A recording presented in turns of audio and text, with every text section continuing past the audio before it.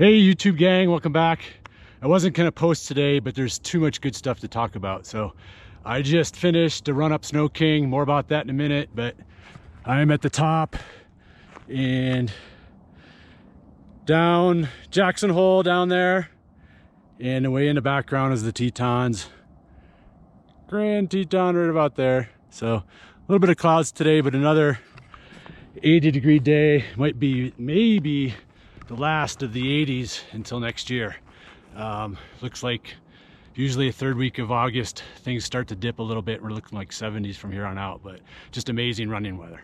Anyways, like I said, I just ran up Snow King, 1,500 foot climb in just about 2 miles, and I often use this about once a week as a threshold climb. Today, my plan was to do 2 climbs, up and down, just sub-threshold. But after my 10-minute warm-up, I started feeling really good. So I said, all right, I'm just gonna make this a steady threshold climb and do it once. And about 3 minutes later, I started feeling even better and say, okay, I'm gonna use this as my 20-minute test to get new watt numbers for my zones. And then about 15 minutes to go, I was feeling really good, looking at my time, and then I said, I'm gonna shoot for a PR. And I was over 45 seconds faster than my fastest time ever. So I think this kind of really goes back to the point of some of my last few, or a lot of my videos where I'm always talking about you have to go back to building a foundation. And I really made an effort. I do it every year, but I really made an effort to go back to foundational building this year, and a little bit less vertical early, so I'm a little bit fresher and stronger and faster going into more of the mountain running in August, September, October. So it's really working. 45-second PR. I've lived here a long time and I'm really stoked about that. So big smiles today. Anyways, secondly, like I said, I wasn't going to post today, but as I was running up, I just got thinking about more and more about this. And this earliest morning with my tea, I pulled up a prominent podcast, and so I watched it real quick. And there was this barefoot runner guy. I don't know, never heard of him, don't know who he is.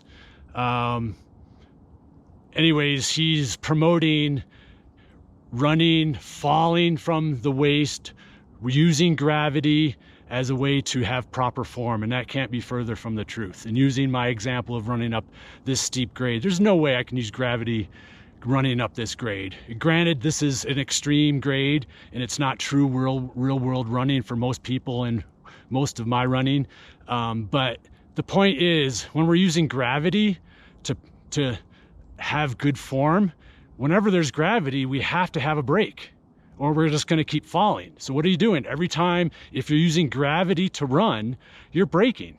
You're increasing your force production on the landing. And you know through my other videos how horrible and dysfunctional that is. And so we don't want to use gravity. And to be honest, there's always going to be a little bit of a fall when we run, but we want to minimize it as much as possible. So the landing is good and we're working on propelling ourselves forward. We want to propel ourselves forward, not fall.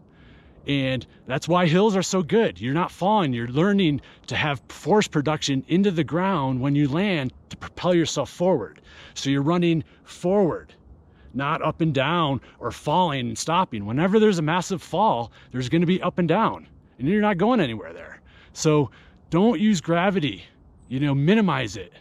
Secondly, there was no talk on this video of hip stabilization, glute stabilization, and using your calves as elastic energy. If you're falling, you're not using that. He had him falling, landing on your midfoot.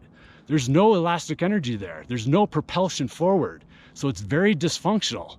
So if you see this, this is a common way to teach, and it's a lazy way to teach, or it's a misinformed way to teach, or both, which is even worse.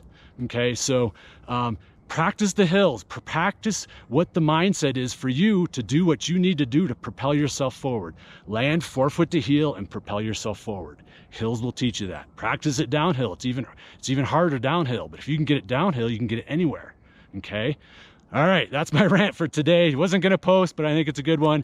It's an important one, a really important one. So have a great run today, and we'll see you next time.